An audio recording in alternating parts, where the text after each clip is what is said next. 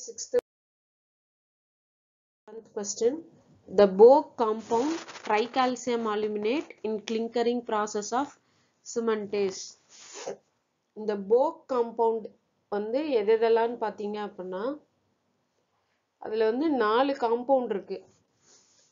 ஒன்னு வந்து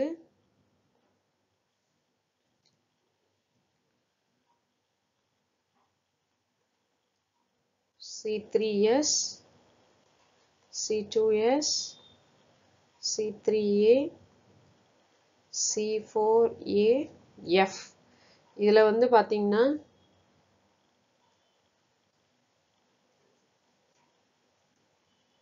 இது வந்து 3 இல்லைங்களா? அப்ப ட்ரை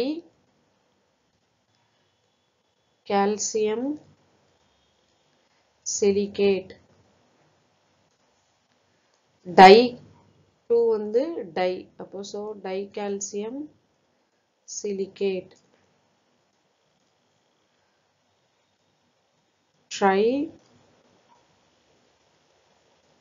calcium aluminate, 4 வந்து என்ன சொல்லுவோம்? டெட்ரா சொல்லுவோம் இல்லையா? Tetra calcium alumino ferrite. இது நாலும் தான் வந்து பாத்தீங்கன்னா Bogue compound. இது ஏன் வந்து நம்ம Bogue compound சொல்றோம் அப்படின்னா இதுல போகுங்கிறதா வந்து அந்த ப்ராசஸ்ல கிடைக்கிற அந்த ப்ராடக்ட்ஸ் வந்து நேம் பண்ணியிருக்கவர் வந்து Bogue. அதனால தான் வந்து நம்ம Bogue compoundன்னு சொல்றோம். RH Bogue, RH போகுங்கிறவர் தான் வந்து இதுக்கு நேம் பண்ணியிருக்காரு. இப்போ இதுல வந்து இந்த Bogue காம்பவுண்ட்ல ட்ரைகால்சியம் அலுமினேட் அப்படிங்கிறது வந்து இதுல எந்த நேம் வந்து ட்ரைகால்சியம் அலுமினேட்னு சொல்லுவாங்கன்னு கேட்டிருக்காங்க. இப்போ ஃபர்ஸ்ட் வந்து நமக்கு ட்ரைகால்சியம் சிலிகேட் இல்லையா? இந்த காம்பவுண்டை வந்து ஏலைட் சொல்லுவாங்க. ஏபிசி ஞாபகம் வச்சுக்கோங்க. டைகால்சியம் சிலிகேட்டை வந்து பி-லைட், ட்ரைகால்சியம் அலுமினேட் வந்து C-லைட், டெட்ராகால்சியம் அலுமினோஃபெரைட் வந்து ஃபெலைட். ஸோ நமக்கு என்ன கேட்டிருக்காங்க? ட்ரைகால்சியம் அலுமினேட். ஸோ அது வந்து C-லைட். ஆன்சர் C, C-லைட். 88. The undesirable properties of cement is due to formation of. இப்போ இதுல ஒவ்வொரு காம்பவுண்டும் வந்து இந்த நமக்கு மேக் பண்ற காங்கிரீட்ல ஒவ்வொரு ப்ராப்பர்ட்டிஸை கொண்டு வரும். அதுல எந்த காம்பவுண்டுனால வந்து ஒரு தேவையில்லாத ப்ராப்பர்ட்டிஸ், அதாவது ஒரு ஸ்ட்ரென்த் அவ்வளவு சீக்கிரம் கிடைக்காது, இல்ல அது வந்து இப்போ சல்ஃபேட்டு இல்ல நிறைய வாட்டர் லீக்கேஜ் இருக்க இடத்துல எல்லாம் இருந்துச்சுன்னா அது ஒரு எஃபெக்டிவா இருக்காது அப்படின்னு கேட்டிருக்காங்க. இப்போ இதுல வந்து ஃபர்ஸ்ட் இது ஒவ்வொன்னோட ப்ராப்பர்ட்டிஸ் பாருங்க. First property tricalcium silicate, dicalcium silicate, tricalcium aluminate, tetracalcium alumino ferrite. இது வந்து செட்டிங் டைமை வந்து டிலே பண்ணும். ஓகேங்களா? பட் இயர்லி ஸ்ட்ரென்த் வந்து அட்டைன் பண்ணும். ஹைட்ரேஷன் வந்து ஃபாஸ்ட். ஸோ இயர்லி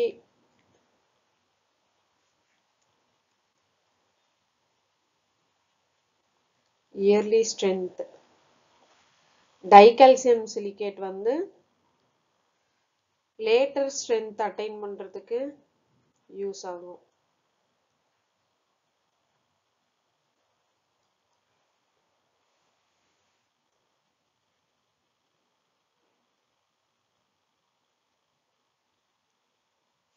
ட்ரைகால்சியம் அலுமினேட் வந்து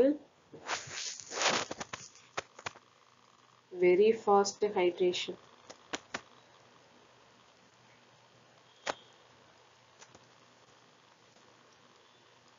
வந்து புவர் சிமெண்ட் ப்ராப்பர்ட்டி.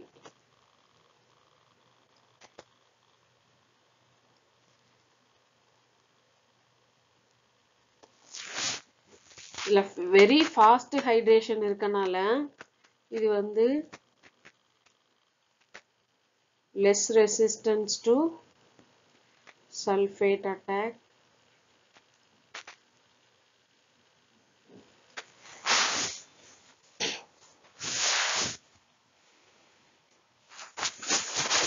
இதுல வந்து பாத்தீங்க அப்படின்னா ட்ரைகால்சியம் சிலிகேட் தான் வந்து கோல்டு வெதருக்கு யூஸ் பண்ணுவாங்க.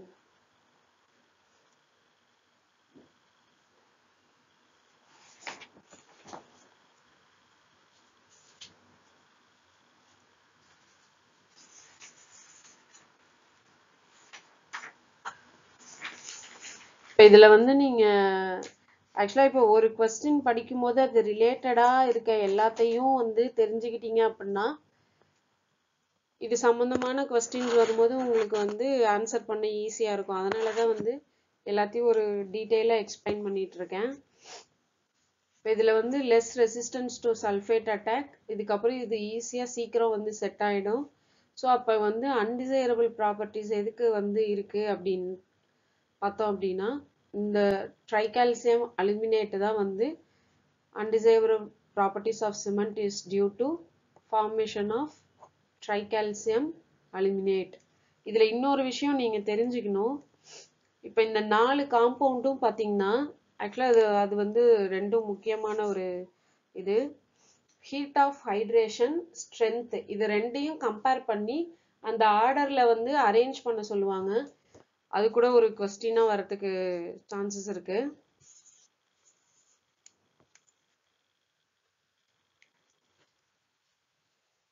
இப்போ வந்து ஹீட் ஆஃப் ஹைட்ரேஷன் எடுத்துக்கிட்டீங்கன்னா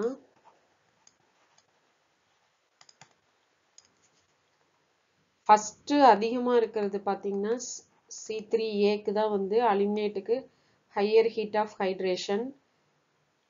அது வந்து ஒரு 860 ஜூல் per கிலோ கேலரிஸ் இருக்கும். அதுக்கு அடுத்தது C3S, அதுக்கு அடுத்தது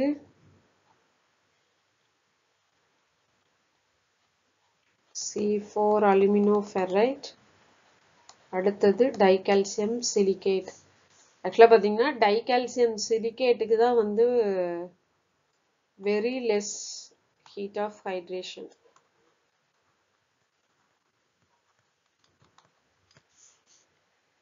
அதுக்கு அடுத்து வந்து ஸ்ட்ரென்த் வைஸ் பார்ப்போம்.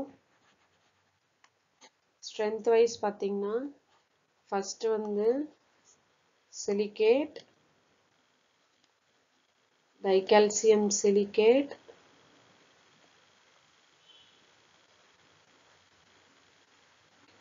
ட்ரைகால்சியம் அலுமினேட், அடுத்து டெட்ராகால்சியம் அலுமினோஃபெரைட். எல்லாம் ஞாபகம் வச்சுக்கோங்க. இது கண்டிப்பா ஒரு கொஸ்டின் மேபி இதை வச்சு இல்லைன்னா இதை வச்சு கேட்கறதுக்கு வாய்ப்பு இருக்கு. அதாவது ஹீட் ஆஃப் ஹைட்ரேஷன் கேட்டா ரொம்ப அதிகமா இருக்கிறது வந்து tricalcium aluminate, very less heat of hydration பார்த்தீங்கன்னா டைகால்சியம் சிலிகேட். அதே மாதிரி ஸ்ட்ரென்த் பார்த்தீங்கன்னா ஹையர் வந்து tricalcium silicate formation, least strength வந்து பார்த்தோம்னா டெட்ராகால்சியம் அலுமினோஃப்ளோரைட். ஓகேங்களா, இது ஞாபகம் வச்சுக்கோங்க.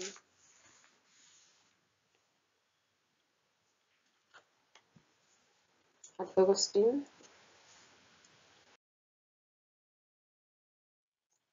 Question number 89. As per IS specification, minimum time for initial setting of ordinary Portland cement. இந்த ஆர்டினரி போர்ட்லேண்ட் சிமெண்ட்டுக்கு பதிலாக கொஸ்டின்ல வந்து ஓபிசின்னு கேட்பாங்க. ஸோ ஓபிசினா நமக்கு தெரியாதுன்னு சொல்லி விட்டுறாதீங்க. ஓபிசினா ஆர்டினரி போர்ட்லேண்ட் சிமெண்ட், பிபிசினா போர்ட்லானா Portland cement.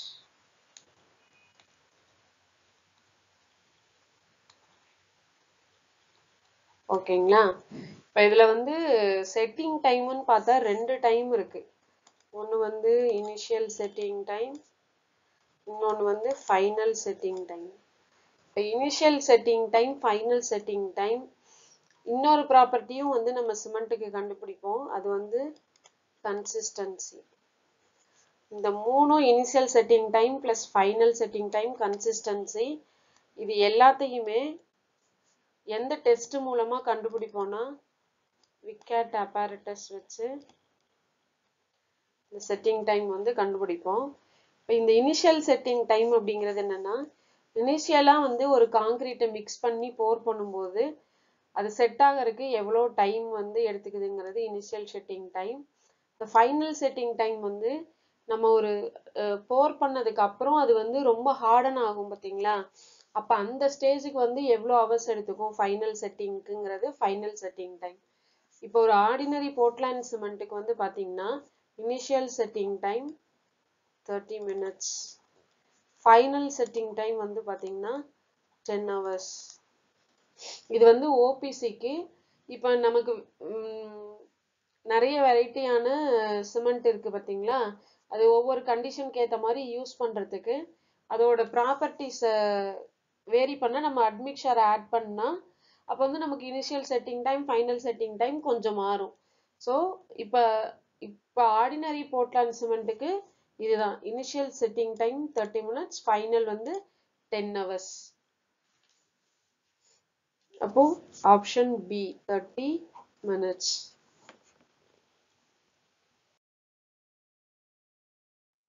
Compressive strength of cement is determined using cube of size. பார்த்தீங்கன்னா அந்த ஐஎஸ் ஸ்டாண்டர்ட் பற்றி பார்த்தோன்னா 7.06 centimeter, அதாவது 70.6 mm. இந்த ஒரு கியூப் சைஸ் வந்து பார்த்தீங்க அப்படின்னா இது ஒரு 70.6, இது ஒரு 70.6, இது ஒரு 70.6. இந்த கியூபை வந்து இந்த சிமெண்ட்டை வச்சு 1:3 மார்ட்டர் எடுத்துப்பாங்க. அதில் வந்து மேக் பண்ணிட்டு ஒரு டெஸ்டிங் மெஷின் யூடிஎம்ல யூனிவர்சல்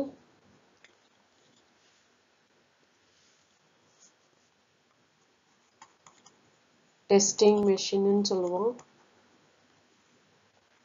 அதில் டெஸ்ட் பண்ணி அதோட கம்ப்ரெசிவ் ஸ்ட்ரென்த் எவ்வளோ இருக்குன்னு கண்டுபிடிப்பாங்க.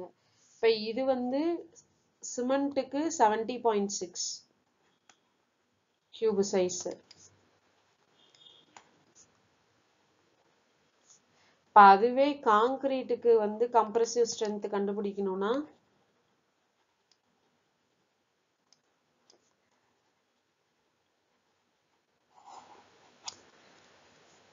150 கியூப், 150 mm. இப்போ அதுவே வந்து ஒரு சிலிண்டருக்கு வந்து பார்த்தீங்கன்னா டயமீட்டர் வந்து ஒரு 150, ஹைட் வந்து 300 mm. சிலிண்டரில் வந்து ஸ்ப்ரெட் டென்சைல் ஸ்ட்ரென்த் கண்டுபிடிப்பாங்க. ஸோ அதுக்கு ஸ்டாண்டர்ட் சைஸ் பார்த்தீங்கன்னா 150/300. சரிங்களா? இப்போ ஆன்சர் வந்து சிமெண்ட்டோட கம்ப்ரெசிவ் ஸ்ட்ரென்த்து தான் கேட்டிருக்காங்க. ஸோ அதோட ஆன்சர்ஸ் நம்ம எம்எம்ல பார்த்துருக்கோம், இங்கே வந்து சென்டிமீட்டரில் கேட்டிருக்காங்க. So 7.06 centimeter.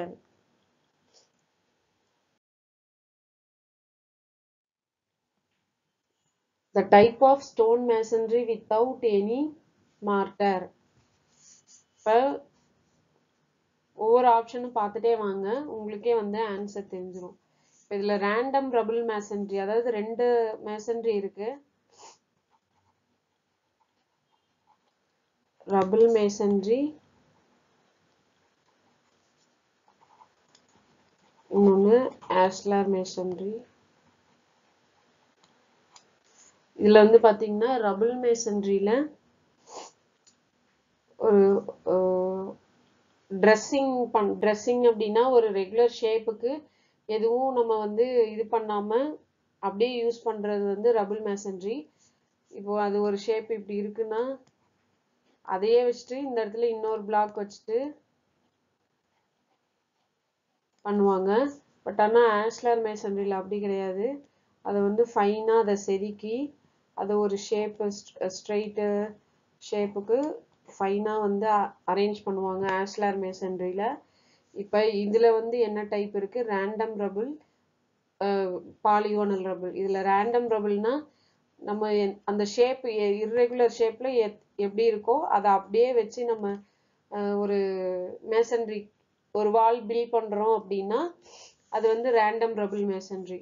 பட் அதே ஸ்டோன் ஷேப் வந்து ஒரு பாலிகானல் ஷேப்பில் வந்து இப்படி யூஸ் பண்ணுறோம் அப்படின்னா அது வந்து பாலிகானல் மேசன்ரி. அடுத்து ஃப்ளிண்ட் ரபிள் அப்படிங்கிறது என்னென்னா, இந்த ஃப்ளிண்ட் அப்படிங்கிற ஒரு ஸ்டோன் டைப் ஒன்று இருக்குது, சிலிக்காவால் ஆனது அந்த ஃப்ளிண்ட்டு. அது வந்து கொஞ்சம் கலர்ஸ் எல்லாம் வந்து அந்த அது என்ன சொல்கிறது, நேச்சர் கலர் வந்து அந்த ஸ்டோன்ஸில் இருக்கும். ஒரு ஏஸ்தட்டிக் லுக்கு கிடைக்கிறதுக்காக ஃப்ளிண்ட் ரபிள் வந்து யூஸ் பண்ணுவாங்க வால்ஸில். அடுத்தது வந்து ட்ரை ரபிள். ட்ரை ரபிளுங்கிறதுக்கு வந்து மார்ட்டர் தேவையில்லை. No need of mortar for joints. So இப்போ நமக்கு என்ன கொஸ்டின் கேட்டிருக்காங்க, type of masonry without any mortar. அப்போ இதில் எந்த ஜாயிண்ட்டுக்கு வந்து மார்ட்டர் தேவையில்லை, ட்ரை ரபிளுக்கு. So answer is dry rubble. எப்போவுமே நீங்கள் வந்து பார்த்தீங்கன்னா உங்களுக்கு கொஞ்சம் கன்ஃபியூஷனாக இருந்துச்சுன்னா ஒவ்வொரு ஆப்ஷனாக வந்து இது எது இது இது இது என்ன இது என்னன்னு நீங்கள் கொஞ்சம் யோசிச்சு பார்த்தீங்கன்னா அதில் வந்து நீங்கள் கிராஸ் பண்ணிட்டே வாங்க. எது ஆன்சர் இல்லையோ அதை கிராஸ் பண்ணிட்டே இப்போ இது ஆன்சர்ல இது ஆன்சர்லன்னு கிராஸ் பண்ணிட்டே வந்தீங்கன்னா உங்களுக்கு ஈஸியாக ஃபைண்ட் அவுட் பண்ணிடலாம். 92 water cement ratio in concrete is the ratio of என்ன சொல்லுவோம், W/C ரேஷியோன்னு சொல்லுவோம். இந்த ரேஷியோ எங்கே யூஸ் பண்ணுவோம், கான்கிரீட் மிக்ஸ் ப்ரிப்பரேஷனில் யூஸ் பண்ணுவோம். இது எப்படி கண்டுபிடிப்பாங்க அப்படின்னு கேட்டிருக்காங்க. ஸோ நம்ம volume of water to volume of cement இது வராது. Volume of water to the weight of cement அதுவும் வராது. இப்போ நம்ம அந்த மெட்டீரியல் ப்ரொபோர்ஷன்லாம் வந்து நம்ம எந்த இதில் எடுப்போம், வெயிட்டில் தான் எடுப்போம். காங்கிரீட்டு சரி, அக்ரிகேட்டு ப்ளஸ் சிமெண்ட்டு, அதுக்கப்புறம் ஃபைன் அக்ரிகேட்டு, அது எல்லாமே வந்து நம்ம வெயிட்டில் தான் எடுப்போம். ஸோ அப்போ வந்து இதில் வெயிட்டாக எந்த இதை வச்சு மெஷர் பண்ணுவாங்கன்னு கேட்டிருக்காங்க, எந்த ரேஷியோன்னு. ஸோ அப்போ வெயிட் ஆஃப், ஸோ வால்யூம் அப்படிங்கிறதே வந்து ஆன்சரில் வராது. அப்போ C, weight of water to weight of cement தான் வந்து வாட்டர் சிமெண்ட் ரேஷியோ. இப்போ இந்த வாட்டர் சிமெண்ட் ரேஷியோ வந்து ஏன் இம்பார்ட்டன்ட், ஏன் நம்ம கண்டுபிடிக்கிறோம், இப்போ இதில் வந்து வாட்டர் சிமெண்ட் ரேஷியோ அதிகமாக இருக்குன்னு வைங்க.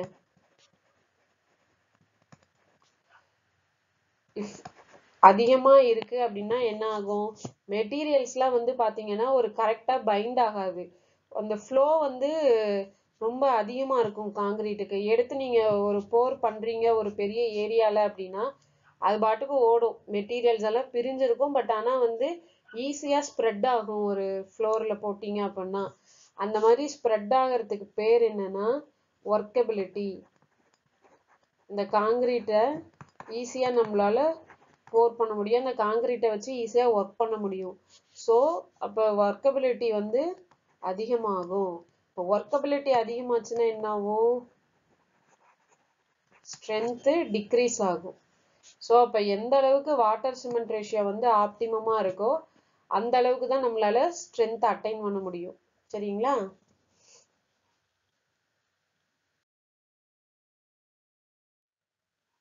If water content, specific gravity and void ratio of given soil are 11.11%, 2.7 and 0.5 respectively, the degree of saturation is equal to.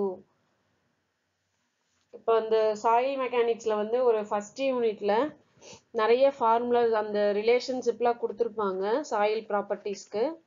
அது நம்ம தெரிஞ்சு வச்சிட்டோம்னா மோஸ்ட்லி அதுலேருந்து நிறைய கொஸ்டின்ஸ் கேட்க வாய்ப்பு இருக்கு. இப்போ இதை சால்வ் பண்றதுக்கு நமக்கு என்ன ஈக்குவேஷன் தேவை அப்படின்னா GW ஈக்குவல் SE. இதுல வந்து ஜிங்கிறது ஸ்பெசிஃபிக் கிராவிட்டி, இல்ல டபிள்யூங்கிறது வாட்டர் கண்டென்ட்,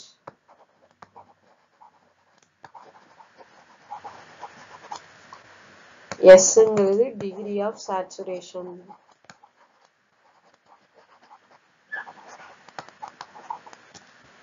ஈங்கிறது வாய்ட் ரேஷியோ. இப்போ இதுல எது எது கொடுத்துருக்காங்கன்னு பாருங்க.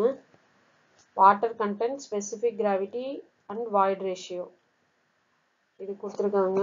Water content, void ratio. இதில் எது கேட்டிருக்காங்க? Degree of saturation. இப்போ எஸ் ஈக்குவல் டு என்ன? GW/E. நீங்கள் சப்ஸ்டியூட் பண்ணீங்கன்னா உங்களுக்கு வந்து ஆன்சர் வரும் 11.11 டிவைடட் பை 0.5 எவ்வளோ வரும்னா 59.97 சம்திங் வரும். ஸோ இப்போ இங்கே என்ன ஆன்சர் இருக்கு? 60% இருக்கு. அப்போ degree of saturation is 60%. 94th question. When load is acting in longitudinal direction and when a change in length takes place, the strain is known as. அதாவது ஒரு மெட்டீரியல் இருக்கு. Let's take சிலிண்டர் எடுத்துக்கிட்டிங்கன்னா உங்களுக்கு ஈஸியாக தெரியும். இப்போ இதில் வந்து லோட் ஆக்ட் ஆகுது, கம்ப்ரெஷனோ டென்ஷனோ வச்சுக்கோங்க.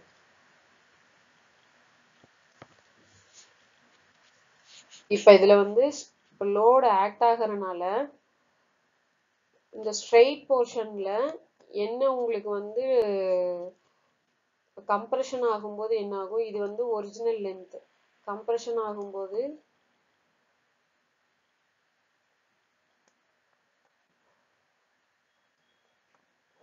இதோட ஹைட் வந்து உங்களுக்கு கம்மியாகும், ரெடியூஸ் ஆகும். கரெக்டுங்களா? ஸோ அப்போ ஒரிஜினல் லென்த்ல இருந்து உங்களுக்கு வந்து இது வந்து எல்லுன்னு வச்சுக்கிட்டீங்க அப்படின்னா இந்த ஒரிஜினல் லென்த் வந்து குறையும். அப்போ எந்த அளவுக்கு குறையுதோ அதை வந்து டெல்டா எல் சொல்லுவோம். இதை வந்து லாஞ்சிடியூடினல் ஸ்ட்ரெயின்.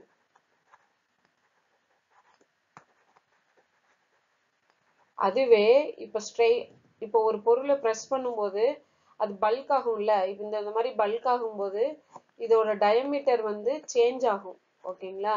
அப்போ எந்த அளவுக்கு டயமீட்டர் சேஞ்ச் ஆகுதோ அது வந்து லேட்டரல் ஸ்ட்ரெயின். அதெல்லாம் வச்சுக்கோங்க. லோடு எந்த டைரக்ஷன்ல இருக்கோ அந்த டைரக்ஷன்ல வந்து உங்களுக்கு ஸ்ட்ரெயின், அதாவது டென்சைல் ஃபோர்ஸோ இல்லை கம்ப்ரெஷனோ ஆக்ட் ஆகும்போது சேஞ்ச் இன் லென்த் கிடைக்கும் இல்லைங்களா? அது வந்து லாஞ்சிடியூடினல் ஸ்ட்ரெயின். இந்த லோடு ஆக்ட் ஆகிறதுக்கு இந்த லேட்டரல் டைரக்ஷன்ல உங்களுக்கு சேஞ்ச் ஆச்சு அப்படின்னா அது வந்து லேட்டரல் ஸ்ட்ரெயின். இப்போ என்ன கேட்டிருக்காங்க? when load is acting in longitudinal direction. இந்த டைரக்ஷன்ல ஆக்ட் ஆகும்போது உங்களுக்கு என்ன ஸ்ட்ரெயின் கிடைக்கும்னு கேட்டிருக்காங்க. அப்ப என்ன ஸ்ட்ரெயின் வரும்? Linear strain. அதே மாதிரி இதுவும் இம்பார்ட்டன்ட் டாபிக். இதுல இருந்து நிறைய கொஸ்டின்ஸ் வர்றதுக்கு வாய்ப்பு இருக்கு. லாஞ்சிடியூடினல் ஸ்ட்ரெயின், லேட்டரல் ஸ்ட்ரெயின், அதுக்கப்புறம் இதுக்கு ரெண்டுக்கும் என்ன ரேஷியோ, பாய்சான் ரேஷியோ, அதுக்கப்புறம் வந்து மாடுலஸ் வச்சு நிறைய கொஸ்டின்ஸ் வரும். Bulk modulus, elastic modulus, rigidity modulus, இதுக்கான ரிலேஷன்ஸ் வச்சு கண்டிப்பா இதுல இருந்து ஒரு 2 கொஸ்டின்ஸ் வந்து வர்றதுக்கு வாய்ப்பு இருக்கும். 95th question. Generally the rail sections used in India. இந்த ரயிலுங்கிறது ஒன்றும் இல்லை. இப்போ நம்ம வந்து ஒரு ரயில்வே ட்ராக் வந்து நம்ம எல்லாரும் பார்த்துருப்போம். இந்த ரயில்வே ட்ராக்ல இந்த சைடு ஒன்று, இதை வந்து ஒரு ஸ்லீப்பர் வச்சு கனெக்ட் பண்ணியிருப்பாங்க பார்த்தீங்களா? இப்போ இந்த ரயில் வந்து நம்ம இந்தியாவில் எந்த டைப் ஆஃப் ரயில் யூஸ் பண்ணுறோம் அப்படின்னு கேட்டிருக்காங்க. இதுல வந்து இந்த flat footed rail தான் வந்து இந்தியாவில் நிறைய யூஸ் பண்றோம். இதுல டபுள் ஹெட்டட் ரயிலுங்கிறது வந்து பாத்தீங்கன்னா மேல வந்து அதிகமா இருக்கும்,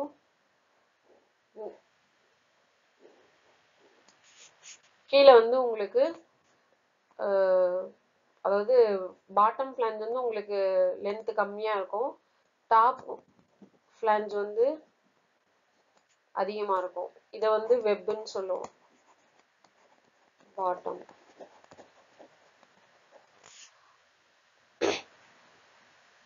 ஆனா ஃபிளாட் ஃபுட்டட்ல பார்த்தோம்னா மேல வந்து சின்னதா இருக்கும், கீழே வந்து வர லோட ஸ்ப்ரெட் பண்றதுக்கு கீழே வந்து அதிகமா இருக்கும். ஸோ இந்த டைப் வந்து பாத்தீங்கன்னா flat footed. இந்த flat footed rail தான் வந்து மோஸ்ட்லி இந்தியாவில் அப்ளை பண்ணிட்டு இருக்கு. So answer is C.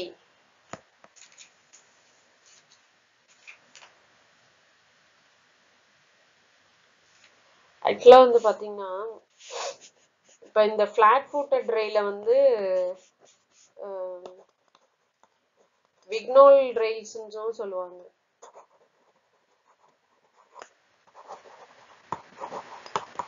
விக்னோல்ஸ் ஏன்னா அவர் கண்டுபிடிச்ச அதுங்கிறனால விக்னோல்ஸ் ரயில்ஸ்னும். 96th question. The curvature correction for a distance of 800 meter is. ஆக்சுவலா ஃபர்ஸ்ட் இது எந்த கொஸ்டினுமே வந்து பாத்தீங்கன்னா எது ரிலேட்டடா கேட்டிருக்காங்கன்னு தெரிஞ்சாதான் நமக்கு வந்து இந்த ஃபார்முலாஸ் எல்லாம் ஈஸியா தெரியும், நம்மளால கரெக்டா ஞாபகத்துக்கு கொண்டு வந்து அப்ளை பண்ண முடியும். இப்போ இந்த கர்வேச்சர் கரெக்ஷன் அப்படிங்கிறது எந்த டாபிக் கீழே வரும் பாத்தீங்கன்னா லெவலிங், மோஸ்ட்லி ரெசிப்ரோக்கல் லெவலிங். இப்போ இதுல ரெண்டு கரெக்ஷன் வரும். ஆக்சுவலா இந்த கர்வேச்சர் கரெக்ஷன் எதுக்கு கண்டுபிடிக்கிறோம்னா நம்ம வந்து இப்போ இந்த செயின் சர்வே, அந்த பிளெயின் சர்வே, ஜியோடெட்டிக் சர்வேன்னு ரெண்டு பார்த்தோம் இல்லைங்களா.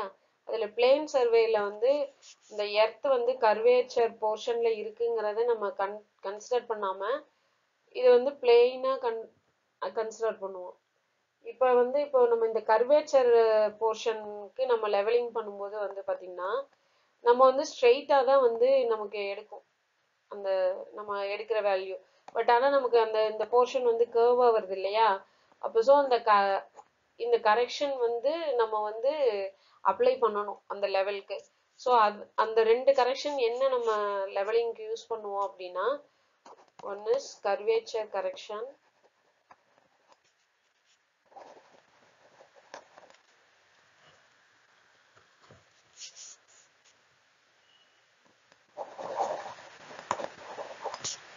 second one is refraction correction.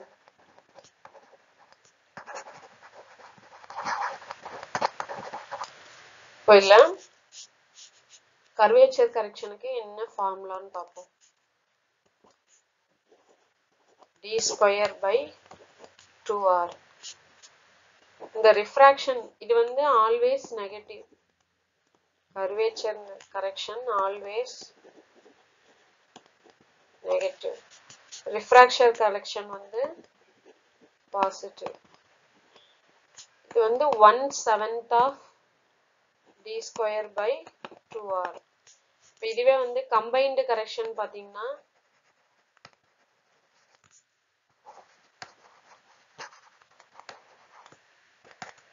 minus d square by 2r plus 1/7 of d square by 2r. அப்போ final value 6/7 of d square by 2r. இப்போ இதுல வந்து வேல்யூஸ் வந்து சப்ஸ்டியூட் பண்ணுங்க. d வந்து எப்பவுமே கிலோமீட்டர்ஸ்ல இருக்கணும். ஸோ d வந்து 0.8 square, d is in kilometre. Correction வந்து எப்பவுமே வந்து மீட்டர்ல வரும். 8 square by 2 into r. r வந்து 6370. r வந்து radius of அந்த earth வந்து 6370 kilometers. அது வந்து இப்போ இங்க அப்ளை பண்ணீங்க அப்படின்னா உங்களுக்கு வந்து 0.05 meters வரும். So answer is 0.05. calculate பண்ணி பாருங்க 0.05 வருதான்ட்டு. 27th question. Analytic lens is fitted with. இந்த analytic lens வந்து எங்க யூஸ் பண்ணுவாங்க அப்படின்னா tachyometerல. இந்த tachyometerங்கிறது வந்து எதுக்கு ஃபாலோ பண்றோம் அப்படின்னா இது வந்து ஒரு டைப் ஆஃப் transit theodolite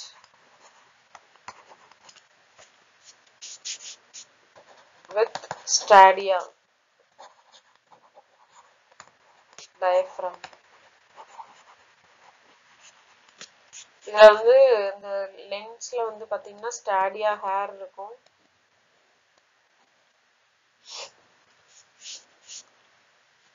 மெயினா வந்து பாத்தீங்கன்னா இது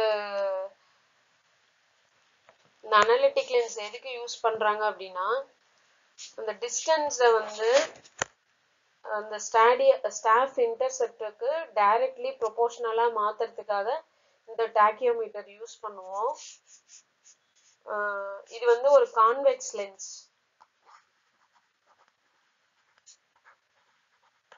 கான்வெக்ஸ் லென்ஸ். அதுக்கப்புறம் எக்ஸ்டர்னல் ஃபோக்கஸிங் டெலஸ்கோப்ல தான் வந்து இதை யூஸ் பண்ணுவாங்க அனலிட்டிக் லென்ஸை. இதோட பர்பஸ் பார்த்தீங்க அப்படின்னா ஆக்சுவலா D = KS + Cன்னு சொல்லுவோம். இப்போ இதுல வந்து பாத்தீங்க அப்படின்னா டாக்கியோமீட்டர்ல இப்போ அனலிட்டிக் லென்ஸ் நம்ம வச்சுட்டோம் அப்படின்னா Kங்கிறது multiplying constant.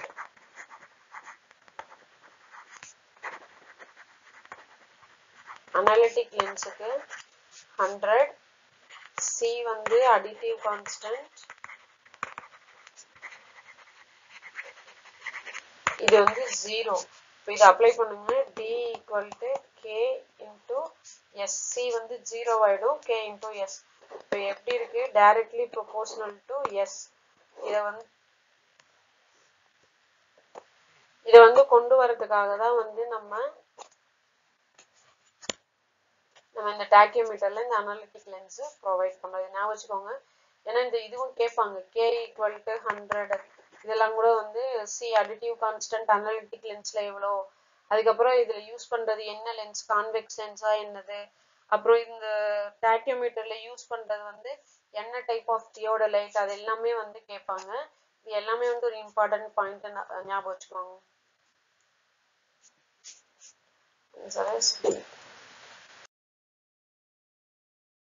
Question number 98. Which of the following is the most correct estimate? One by one வாங்க. plinth area estimate, cube rate estimate, detailed estimate, abstract estimate. இந்த வேர்ட்லயே உங்களுக்கு தெரியுது பாத்தீங்களா? மோஸ்ட் கரெக்ட் அப்படின்னா என்ன வரும்? Detailed estimate. இந்த plinth area, cube rate, abstract இது எல்லாமே இந்த cube rate அதெல்லாம் வந்து பாத்தீங்கன்னா உங்களுக்கு என்ன சொல்றது, உங்களுக்கு எந்த டேட்டாவும் இல்லை, உங்களுக்கு வந்து plinth area மட்டும் இருக்கு. பாஸ்ட் ஒரு எக்ஸ்பீரியன்ஸ்ல அதே இதுல ஒரு plinth ஏரியாவுக்கு எவ்வளோ காஸ்ட் ஆகுமோ அதை வச்சுக்கிட்டு ஒரு அப்ராக்சிமேட்டா யூஸ் பண்றதுதான் வந்து plinth area estimate and cube rate எஸ்டிமேட்லாம். உங்களுக்கு plinth ஏரியா தெரியுதுன்னு வைங்க. plinth ஏரியா இன்டு காஸ்ட் போட்டீங்க அப்படின்னா உங்களுக்கு வந்து டோட்டல் ப்ராஜெக்ட் எஸ்டிமேட் கிடைச்சிடும். கியூப் ரேட் வந்து பாத்தீங்கன்னா volume in cubic meter into cost. இதுல வந்து டீடைல்டு எஸ்டிமேட் என்னன்னா அந்த ஒரு ப்ராஜெக்ட்டுக்கு என்னென்னலாம் தேவை, ஒர்க்கு, லேபரு, மெட்டீரியல்ஸு எல்லாத்தையுமே ஒர்க் அவுட் பண்ணி டீடைல்டு ப்ரெசன்டேஷன் பண்ணி அதில் குவான்டிட்டி எஸ்டிமேட் பண்ணுவாங்களே அதுதான் வந்து அக்யூரேட்டா இருக்கும். ஸோ அதுதான் வந்து correct estimate is a detailed estimate. The useful part of livable area of building is known as floor ஏரியாவா இல்ல சர்க்குலேஷன் ஏரியாவா, plinth ஏரியா, கார்பெட் ஏரியா. இப்போ இதுல வந்து ஃபர்ஸ்ட் ஆன்சர் சொல்லிடுறேன், அதுக்கப்புறம் இது எப்படின்னு சொல்றேன் நான். ஃபர்ஸ்ட் ஆன்சர் வந்து கார்பெட் ஏரியா. இது எப்படின்னா இப்போ வந்து நீங்க ஒவ்வொன்றுக்கும் டிஃபரன்ஸ் தெரிஞ்சுக்கோங்க. இப்போ வந்து ஒரு பெரிய பிளாட் இருக்கு, இது வந்து ஒரு பெரிய பிளாட்னு வச்சுக்கோங்க. இதுதான் வந்து ஃபுல் பிளாட் பவுண்டரியோட. இந்த ஃபுல் பிளாட்டோட ஏரியா வந்து பாத்தீங்கன்னா பிளாட் ஏரியான்னு சொல்லுவோம். இதுல சுத்தி இடம் விட்டுட்டு இதுதான் வந்து பாத்தீங்கன்னா பில்டிங். இப்ப இதுல வந்து பார்த்தா ஒரு ரூம்ஸ் எல்லாம் இருக்குன்னு வைங்க. இந்த இதெல்லாம் வந்து உங்களுக்கு பிரிக் வால் ஞாபகம் வச்சுக்கோங்க. இப்ப இது வந்து ஃபுல்லுமே வந்து பில்டிங். ஓகேங்களா? இந்த பில்டிங் கட்டியிருக்க ஏரியா வந்து என்ன சொல்லுவாங்கன்னா பில்ட் அப் ஏரியா. இன்னொன்னு பிளிந்த் ஏரியா. பிளிந்த் ஏரியானா என்னன்னா இந்த ஸ்டார்டிங்ல இருந்து எண்ட் வரைக்கும் வால் எண்ட் டு எண்ட், அதே மாதிரி இந்த சைடு எண்ட் டு எண்ட் அந்த கவர் பண்ணியிருக்க ஏரியா வந்து பாத்தீங்கன்னா பிளிந்த் ஏரியா.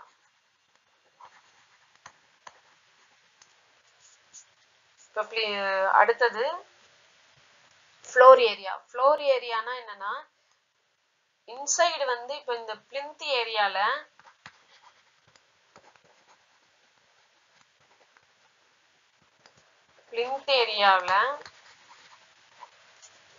வால்ல வந்து டிடெக்ட் பண்ணிடுங்க. வால்ல வந்து டிடெக்ட் பண்ணிட்டீங்க அப்படின்னா உங்களுக்கு வந்து ஃப்ளோர் ஏரியா கிடைச்சிரும். அதாவது இன்டர்னல் வால் எல்லாம் எக்ஸ்க்ளூட் பண்ணிட்டு உள்ளார எவ்வளவு ஏரியா இருக்கோ அது வந்து ஃப்ளோர் ஏரியா. அதுக்கப்புறம் கார்பெட் ஏரியா. கார்பெட் ஏரியாங்கிறது என்னன்னா நம்ம இதுல வந்து யூசபிள் ஏரியா, எங்கெங்கெல்லாம் வந்து இந்த கார்பெட் நம்ம விரிச்சு அதை வந்து நம்ம யூஸ் பண்ணிக்க முடியுமோ அதெல்லாம் வந்து பாத்தீங்கன்னா லிவபிள் ஏரியா, அதுனா யூஸ்ஃபுல் ஏரியான்னு சொல்லுவாங்க. ஸோ நம்ம அப்ப அதை வந்து நம்ம என்ன சொல்றோம், கார்பெட் ஏரியா. சர்க்குலேஷன் ஏரியாங்கிறது என்னன்னா ஸ்டேரு, அதுக்கப்புறம் லாபி, அதுக்கப்புறம் லிஃப்ட், அந்த ஏரியால அந்த எலிமெண்ட்ஸ் எல்லாம் இருக்க ஏரியா வந்து பாத்தீங்கன்னா நம்ம சர்க்குலேஷன் ஏரியான்னு சொல்லுவோம். ஓகேங்களா? இதை ஞாபகம் வச்சுக்கோங்க. இன்னொன்னு ஃப்ளோர் ஏரியா ரேஷியோன்னு சொல்லுவோம். ஃப்ளோர் ஏரியா ரேஷியோ என்னன்னா இந்த பிளாட்ல எவ்வளவு கட்டியிருக்கோமோ அந்த ரேஷியோ, அதாவது build up area divided by plot area. இன்னொன்னு இப்ப இந்த ஒரு பெரிய பிளாட்ல நடுவுல வந்து கட்டிட்டீங்க, இந்த இடத்துல எல்லாம் வந்து ஒரு ஸ்பேஸ் விட்டுருக்கீங்க நீங்க யூஸ் பண்ணிக்கிறதுக்காக அப்படின்னா இந்த இடம் விட்டுருக்கீங்க பாத்தீங்களா, இத வந்து செட் பேக்னு சொல்லுவாங்க. செட் பேக் வந்து எவ்வளவு விட்டுருக்கோம்னு பாப்பாங்க.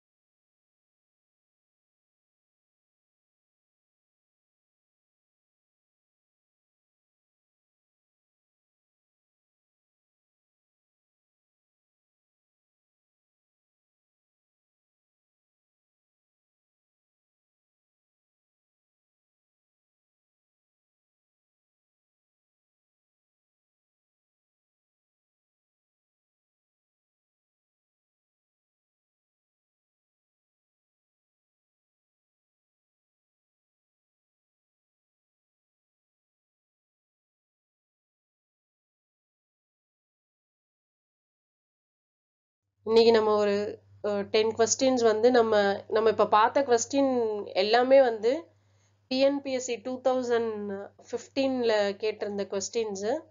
இதே மாதிரி நம்ம காம்படிட்டிவ் எக்ஸாம்ல கொடுத்துருக்க கொஸ்டின்ஸ் தான் நம்ம பார்த்துட்டு இருக்கோம். நீங்க கண்டிப்பா பார்த்து ஃபாலோ பண்ணுங்க, ரொம்ப யூஸ்ஃபுல்லா இருக்கும். தேங்க்ஸ் ஃபார் வாட்சிங். Please share and subscribe.